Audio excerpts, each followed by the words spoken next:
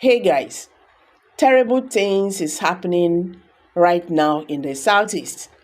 Armed herdsmen attacks displace 7,000, force over 1,000 children out of school in Enugu communities. Una dey hear so. Governor Peter Mba, we hear one time say he won't give Fulani herdsmen a settlement to make dem stay and all that. Una dey hear wetin dey happen. This is not a joke.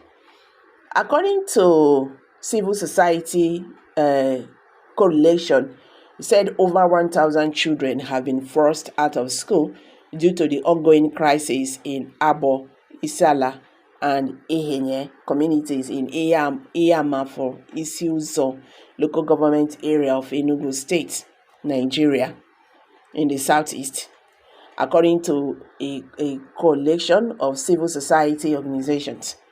The coalition comprising the South Saharan Social Development Organization (SSDO) and the Justice Development and Peace Commission (JDPC) stated that the crisis began in 2022 and has displaced at least 7,000 residents, resulting in the loss of lives, businesses, and property.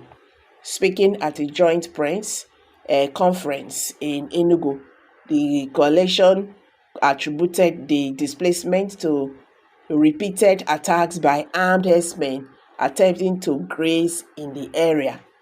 Sahara Reporters recently reported that women from the 7 autonomous community in Iyamafo staged a protest after a final year student was killed and a woman was raped while returning from the farm.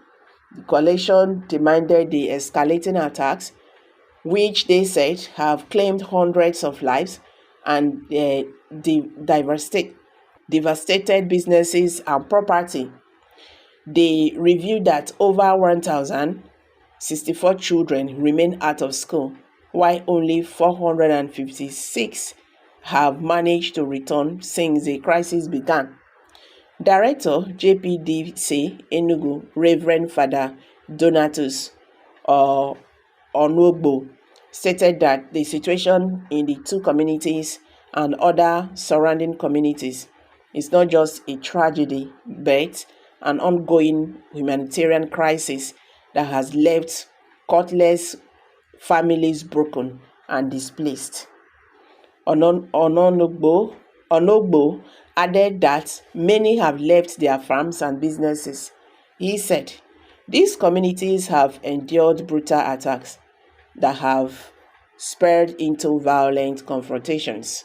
Armed herdsmen and their collaborators have wreaked havoc, driven communities from their homes, and upended the lives of those who once thrived there.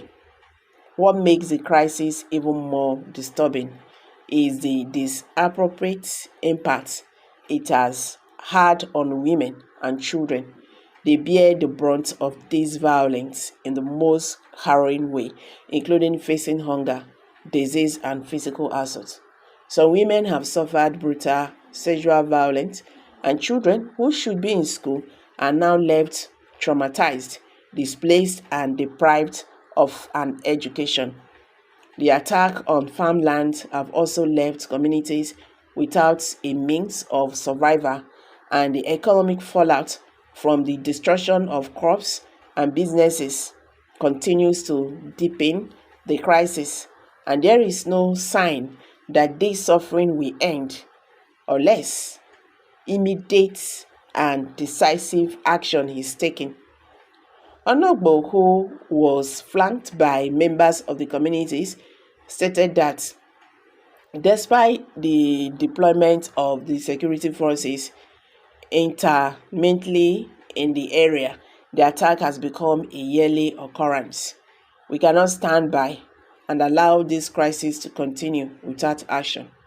We, therefore, call on the state government under the leadership of Peter Ndubisi Mba to take immediate and concentrate steps to address the suffering of the people of Abo Isala communities and other communities affected by the conflict without delay, he said.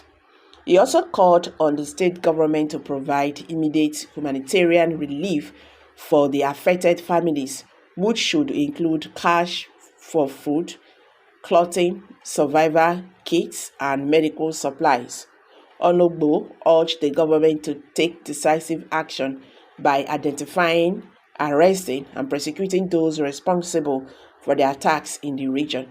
He also called for the restoration of normalcy, including facilitating the return of children to school and rebuilding the lives of farmers and business owners who had suffered devastating loss. Sarah reports learned that at least 42 farm settlements across 4 autonomous communities in Iyamafo have been overrun by marauding herdsmen, leaving residents displaced and forced to seek refuge in neighboring areas. This is not a good news. Nobody wants war. Everybody wants peace and have a good life. Last week, some soldiers were slaughtered by ISWAP in Maiduguri. Some people on this page were laughing. Nobody is above the diversity of life. But what matters most is humanity, the love we have for another. Whether you are a Christian or a Muslim or a pagan, we must love one another. May Almighty God restore peace to every region in this country. Okay, someone just dropped that. Ask the governor, he is the chief security officer of the state. A police officer will not come for this. Seriously, this is not a good news like I said. This is a very, very bad one. The government needs to step up and do something about this. If not, before this turn to another story, you get, this is not a good story at all to tell. That is not good at all. These people are taking over Southeast region. And you know how it is. If you laugh too much, they say, say anything when they do for them now in the loud pass. They go say the Southeasterners don't laugh. You understand? And all that. So, my people, this is something that the government need to do, and they need to do it very fast before it becomes too late. I dey drop am for here. Kindly drop your comments below the comment section. Don't forget to give us a thumbs up. Share this video, make it go viral. Let Nigerians understand what is happening today in the Nigerian political landscape. Thank you and bye for now.